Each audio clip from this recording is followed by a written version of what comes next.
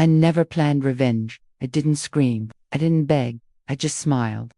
Because the woman sleeping with my husband had no idea she was standing on land her family stole from mine, and the day she tried to erase me from his life was the same day I finally decided to take everything back. Yeah, this isn't a cheating story. This is a reckoning. People always ask how I stayed so calm when my life blew up. The truth, I wasn't calm. I was quiet. And quiet women scare people like Sarah more than screaming ones ever could. I'm getting ahead of myself. But you need to understand something before we go any further. By the end of this story, my husband lost his business, his reputation, and his future. His mistress walked into a courtroom smiling and walked out realizing her family name was about to be dragged through history. And I walked away with something they never even knew existed. But none of that makes sense yet. So let me take you back to the moment everything cracked. It was a holiday, one of those days you're supposed to feel safe. My husband handed me divorce papers with a smile so rehearsing it felt like a business presentation. His mistress sat in the car outside, engine running, watching my front door. Weeks later, I found an old box in my attic I hadn't opened since my grandmother died. And months after that, I watched Sarah's face change in real time as a judge said her family name out loud. I'll never forget that sound. Here's what nobody tells you about betrayal. It doesn't arrive screaming. It shows up organized. My husband didn't yell. He didn't cry. He slid the papers across the table like he was closing a deal. Christmas Eve, tree lights are still on, cookies cooling on the counter. He said, I think this is what's best for everyone. Like I was a bad quarter he needed to cut loose. I remember noticing stupid details, the crease in the paper, the smell of his cologne new, expensive, not the one I bought him, the way his hands didn't shake. When I knew this wasn't impulsive, this was planned. And Sarah, she wasn't a mistake. She was the strategy. But here's the part that still makes people sit up straight when I tell this story. Sarah didn't just want my husband. She wanted my life, my house, my role, my reputation. And the second she thought she'd won, she made one decision that legally reopened a crime her family committed 3 generations ago. She never saw it coming. Let me ask you something, Beyonce. If someone took your partner, your home, your financial security, and smiled while doing it, would you walk away? Or would you wait until they handed you the knife themselves? Because that's what Sarah did. At the time, though, I didn't feel powerful. I felt hollow. 20 years of marriage doesn't shatter loudly. It collapses inward. I remember nodding as he talked, words like growth, alignment, new chapter, corporate language for betrayal. He said, you'll be fine. You always land on your feet. I almost laughed. Because what he didn't know, what neither of them knew, was that my feet were planted on something far more solid than him. I just hadn't uncovered it yet. Sarah didn't hide. That's what makes her different from other mistresses. She wanted to be seen. Know that type, late 20s, confident, curated, always accidentally present. The woman who calls herself transparent when she's actually just arrogant. She sent me a message 2 days after the papers. I hope one day you'll understand this wasn't meant to hurt you. Then, 1 minute later, holding on to him will only make this harder for everyone. I stared at my phone and realized something chilling. She wasn't nervous. She wasn't ashamed. She thought I was already gone. That night, I couldn't sleep. Walked through my house like a guest, touching walls, memorizing sounds. I remember thinking, what do you take when everything is taken from you? That question followed me up into the attic weeks later, when I went looking for proof of the life I used to have, and instead, I found proof of a life my family was never supposed to lose. But that's not yet, because before I tell you about the box, the land, the signatures that never should have existed, you need to understand how I became the kind of woman who didn't panic when everything burned. To understand revenge, you have to understand the marriage. And that means going back 20 years earlier to what I thought was a perfect life. And the first lie I ever ignored. That's where this really begins. Everyone thinks betrayal starts with cheating. It doesn't. It starts with comfort. The kind that makes you stop asking questions. And for 20 years, I was very, very comfortable. Or at least, that's what I told myself. When people heard how long we'd been married, they always reacted the same way. Wow, 20 years. That's rare these days. I used to smile at that. I used to feel proud. We met young, built everything together. Or so I thought. He had ambition, big picture thinking, the kind that makes people lean in when he talks. I had patience, follow through, the kind that keeps everything from collapsing. He started a small construction firm with a beat-up truck and more confidence than cash. I handled the books, answered phones, smoothed over mistakes, put my own career on hold temporarily. Temporary turned into years. Years turned into decades. We had kids, a house that slowly upgraded itself as the business grew, neighbors who waved, friends who envied us. From the outside, we were solid, stable, unshakable. But here's what nobody noticed. The more successful he became, the less room there was for me in his world. And I didn't fight it. Because I believed in us. That belief. It's exactly what Sarah later used against me. Sarah showed up quietly. That's how these stories always start, right? She's just an assistant. Late 20s. Smart. Energetic. In that caffeinated, always-on way that makes middle-aged men feel young again. At first, she was just a name. Sarah scheduled the meeting. Sarah handled the client issue. Sarah reminds me so much of how driven you used to be. That last one landed weird. Not cruel enough to fight over. Just sharp enough to sting. He started staying later at the office, talking about team dinners, laughing at texts he wouldn't explain. She's great with people, he said once. Clients love her. I nodded. Because wives like me are trained to nod. But admiration has a smell, and I didn't realize it until it was everywhere. The changes didn't explode, they crept. Suddenly, he cared about clothes. Not just clean, stylish, new gym routine. New cologne that didn't smell like home. The phone was always face down, like it was hiding something it couldn't unsee. I asked once gently, "Is everything okay?" He smiled too fast. Why wouldn't it be? That's when the gaslighting began. I was tired, overthinking, projecting my insecurities. He said things like, "You've changed," like change was a failure. One night, his phone buzzed while he was in the shower. A message preview flashed. "You made today so much easier." No name, just initials. I stared at that screen longer than I wanted to admit. Then I did what so many women do. I put the phone down and convinced myself trust was stronger than suspicion. That was mistake number one. Here's the part that still makes my stomach twist. If I had checked one device earlier, if I had followed one instinct instead of dismissing it, I would have seen that the affair didn't start emotionally.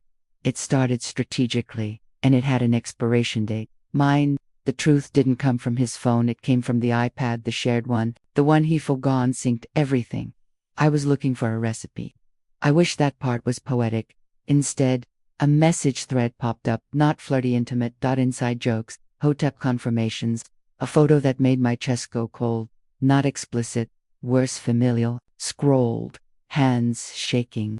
My heart is oddly calm, like my body already knew when I confronted him. He didn't deny it. There was the second shock. He sighed, ran a hand through his hair, sat down like I had inconvenienced him. "It's not physical," he said quickly. Not really.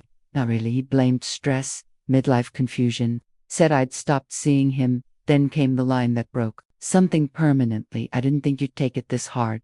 I realized then that the affair wasn't betrayal. The betrayal was this. They were already planning a future, and I wasn't in it. I went to bed that night beside a man I suddenly didn't recognize.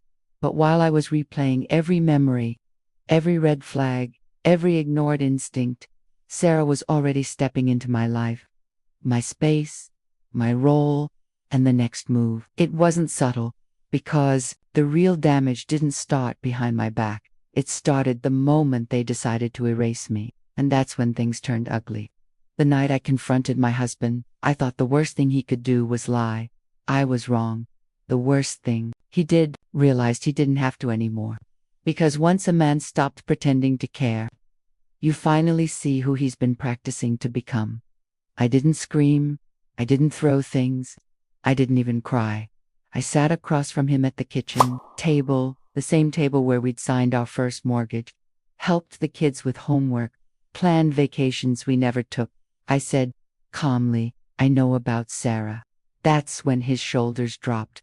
Not in guilt. In relief, he leaned back like he'd been waiting for this moment. You weren't supposed to find out like this, he said. No, I'm sorry. Now I messed up. Just logistics. He told me I was overreacting, that it had gotten complicated, that he felt alive again. And then he hit me with the rewrite.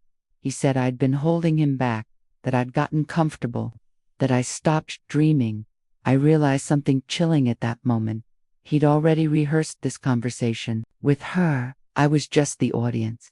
And that's when Sarah stopped being a secret and started becoming a presence. She didn't wait. Within weeks, Sarah started appearing everywhere. Company events, client dinners, fundraisers I used to organize. She didn't cling to him. She hovered confident, entitled, already acting like she belonged. She laughed, too, loudly at his jokes.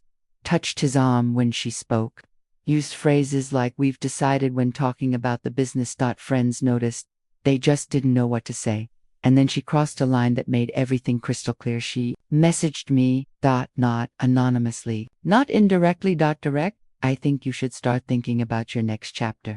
I stared at those words, heat crawling up my spine. She wasn't asking, she was evicting. Here's what makes this part almost funny now. At the exact moment Sarah thought she was asserting dominance, she unknowingly put herself on record, in writing, with TIMESTAMPS.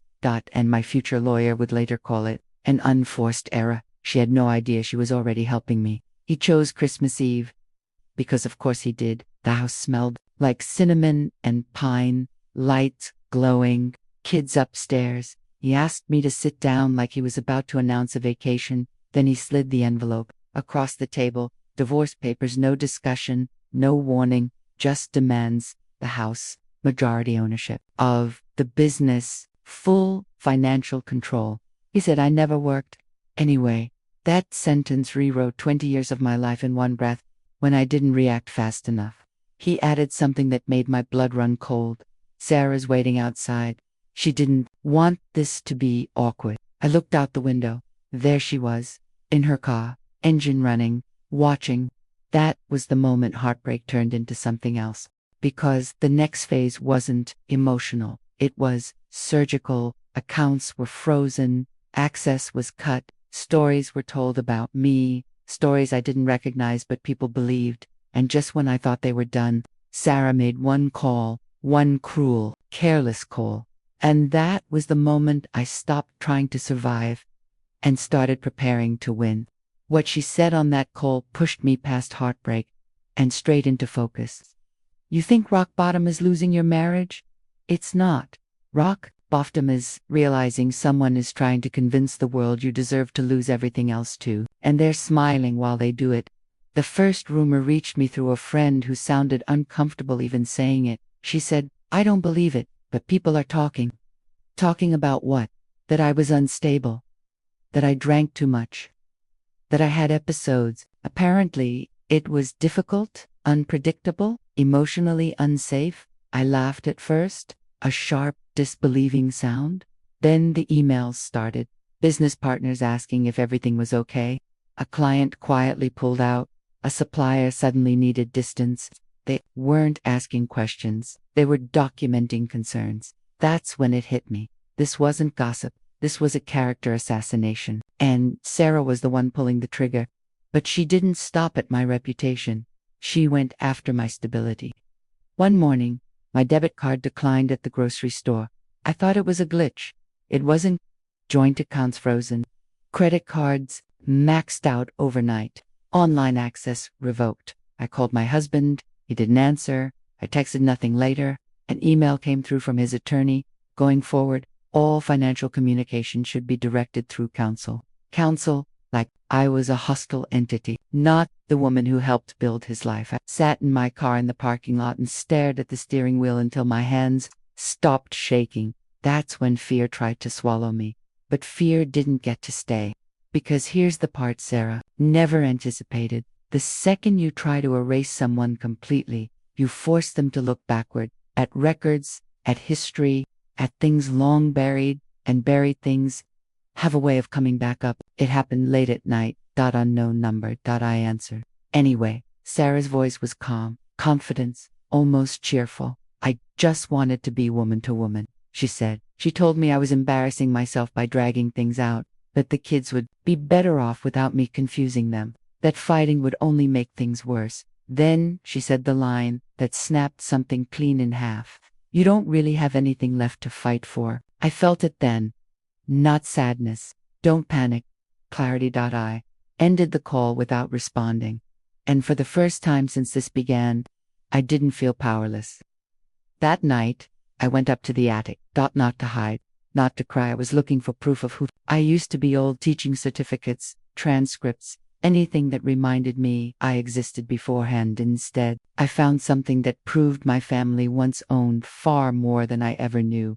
Something Sarah's family name was quietly attached to, and the moment I opened that box, everything changed. Have you ever touched something and felt your entire past rearrange itself? Because that's what happened when I opened that box. I didn't know it yet, but I was holding the beginning of the end for Sarah. The box was heavier than it looked. Old cardboard, brittle tape, my grandmother's handwriting on the side. I hadn't seen it since her funeral. Inside were things that smelled like time-yellowed papers, brittle envelopes, photographs that curled at the edges. Letters. Not sentimental, legal. Land surveys, property sketches, names written and rewritten, crossed out, corrected. One name appeared over and over. My grandmother's, and beneath it, another name, a family name I recognized immediately, Sarah's. My heart started beating differently, not faster, sharper. At first I thought it was a coincidence. Then I read the dates. There was a will, not the one we all knew about, an older one, typed, signed, witnessed. It named my grandmother as sole heir to a stretch of land that, at the time, wasn't worth much. But land doesn't stay cheap forever. There was a clause attached, triggered, under specific circumstances, illegal transfer, breach of trust, fraud. I didn't understand all of it, not yet, but I understood enough to feel the floor tilt, because attached to the will were deeds, and the signatures on those deeds. They didn't match. Someone had forged history.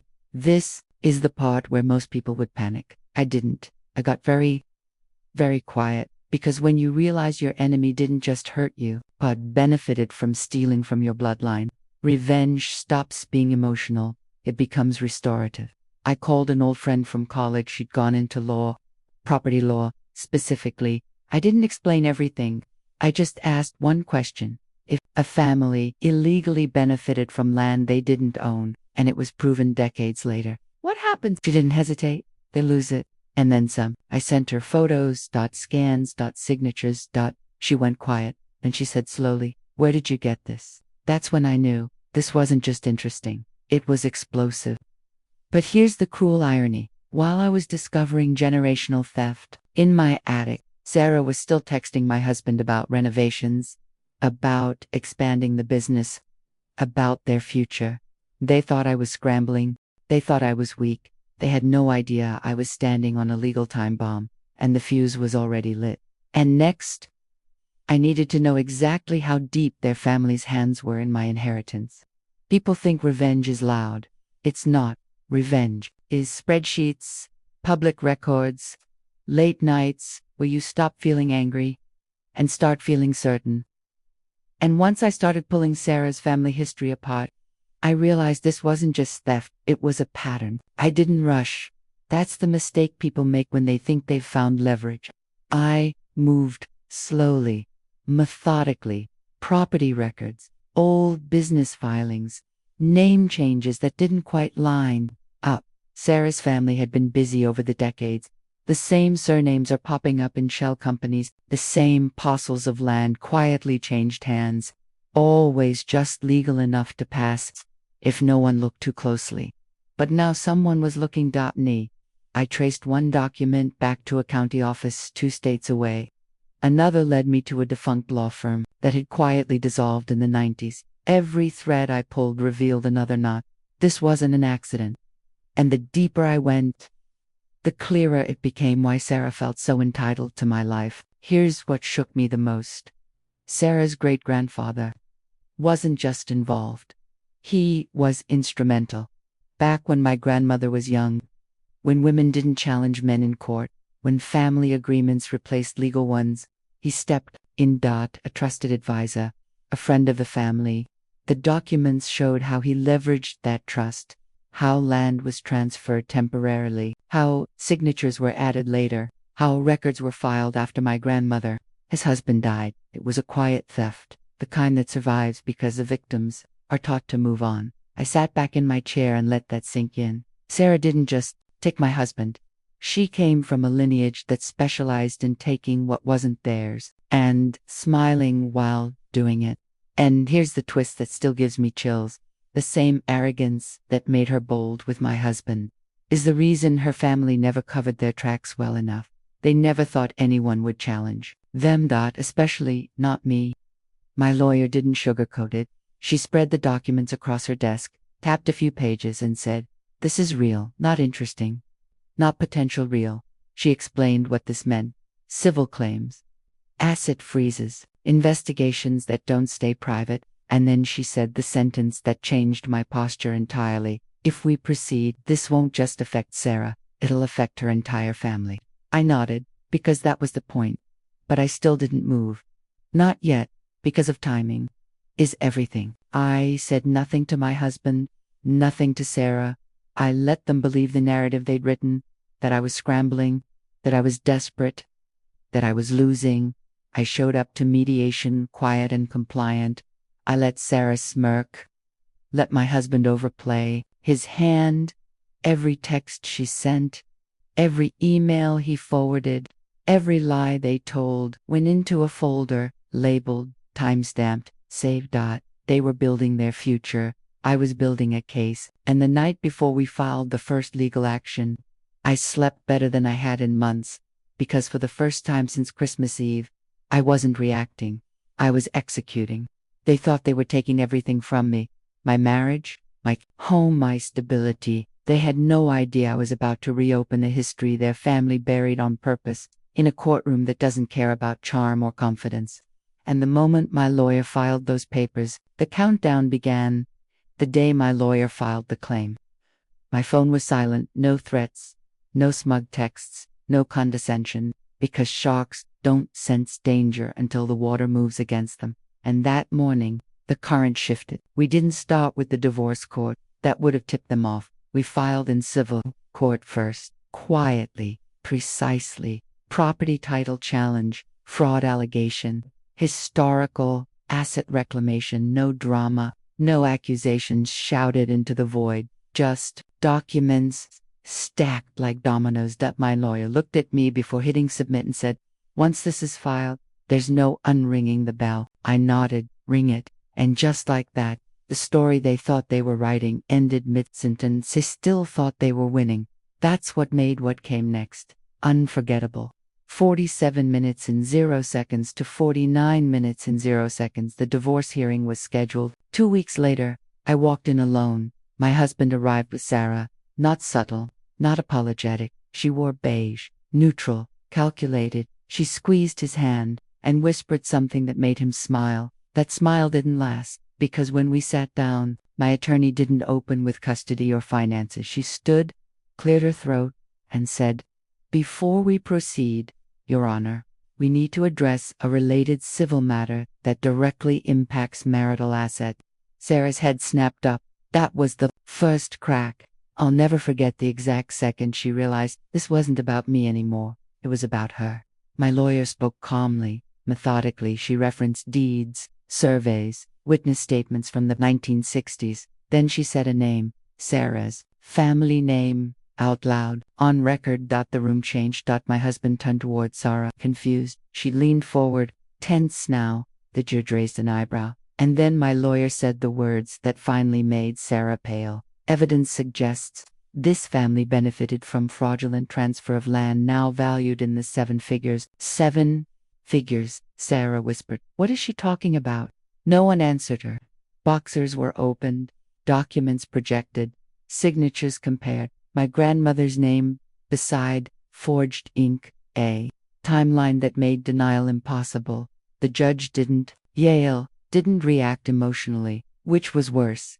He leaned back and said, "This court will need time to review these materials." Then he looked directly at Sarah. and I suggest your family retain independent counsel immediately. Independent, not as in, not us. Not your charm, not your connections. Sarah's lips parted, but no sound came out. For the first time since I met her, she didn't look confident. She looked hunted. We left the courtroom without a ruling, but something far more important had happened. An investigation was opened. Assets were flagged. Names were now attached to questions that didn't disappear. In the hallway, my husband grabbed my arm. "What did you do?" I looked at him calmly and said, "I remembered who I was before you decided I was disposable." And behind him, Sarah was already on the phone, trying to save a legacy that was bleeding out in public. Nix. Everything she built her identity on started to collapse, and she took my husband down with her. It's strange watching someone panic in slow motion, because when you finally see it, you realize they were never powerful. They were just unquestioned. And once the questions start, nothing survives untouched. Things unraveled fast after that hearing. Faster than Sarah could control. The civil investigation didn't stay civil. It expanded record requests, subpoenas, third-party audits. Suddenly, Sarah's family properties weren't just assets, they were liabilities. Banks froze lines of credit. Investors stepped back. Business partners started calling lawyers instead of each other. I heard about it through the grapevine. The same people who once smiled at Sarah now avoided eye contact. Reputations don't fall loudly, they leak. And while her family scrambled, my husband finally realized what he'd tied himself to. He called me late one night. No anger, no confidence, just fear. He asked what was happening, asked why people weren't returning his calls, asked if this was somehow my fault. I listened. Then I told him the truth, that Sarah's family was under investigation. The assets connected to the business were now under review, that his name was on documents he never bothered to read. The silence on the other end of the line was heavy. Finally, he whispered, "Sarah said everything was handled." I almost laughed. That's when I realized something poetic. The man who once told me I was holding him back had just been dragged down by the very woman he thought would elevate him. 2 days later, he showed up at my door. No suit, no confidence. He looked smaller. He said he'd made a mistake, that he'd been manipulated, that he missed our life. He said Sarah was unstable, that she was dragging him into chaos. I listened without interrupting. Then I said, calmly, "You didn't choose her because she understood you. You chose her because you thought she'd replace me." That truth landed harder than anger ever could. I told him no, not dramatically, not loudly, just funny. I told him betrayal doesn't deserve nostalgia. The consequences don't reset because someone feels uncomfortable. And then I closed the door behind it. A chapter ended. But Sarah, she wasn't done spiraling, because the final blow wasn't legal. It was symbolic, and it would follow her for the rest of her life. The last surprise, I was still waiting. Revenge doesn't always roar. Sometimes it echoes, and the loudest echoes come from things you can never undo. By the time the investigation wrapped, I had choices. Real ones. I could push harder, force sales, drag names through headlines. My lawyer laid out every option, and then she asked me a question I didn't expect. "What do you want this to mean?" I thought about Sarah. About entitlement dressed up as confidence, about talking without asking, about smiling while someone else lost everything. I didn't want to destroy her. I wanted her to remember, so I chose something permanent. One of the properties tied to the disputed land came up for sale. Quietly. Distressed asset. No fanfare. It had been in Sarah's family for generations. The building where her grandmother once ran a business. The place Sarah used to brag about at company events. I bought it in my name. I didn't announce it, didn't post it. I let the paperwork speak. Weeks later, I ran into Sarah outside the courthouse. She looked thinner, older. She saw me. Then the address on the documents I was carrying. Recognition hit her like a physical blow. She opened her mouth. I didn't slow down. That was the moment she understood. And not just that she'd lost, but that history had changed hands again. And this time, it was corrected. Months later, I stood in that building. My building. I opened a small business there. Something of mine. Something earned. The sign went up quietly. No drama, but people noticed. Sarah drove past once. She didn't stop. She didn't need to. Every brick told the story. Losing my husband felt like the end of my life. It wasn't. It was the end of a lie. The trail stripped everything away and showed me what had been waiting underneath all along: strength, patience, history. If you stayed with me through this story of betrayal, patience, and justice, remember this: sometimes the best revenge isn't destroying someone, it's outlasting them. And if you want more real life stories where cheating doesn't win and consequences finally show up, subscribe, like, and drop a comment if you believe calm revenge is the most powerful kind. Because silence remembers everything.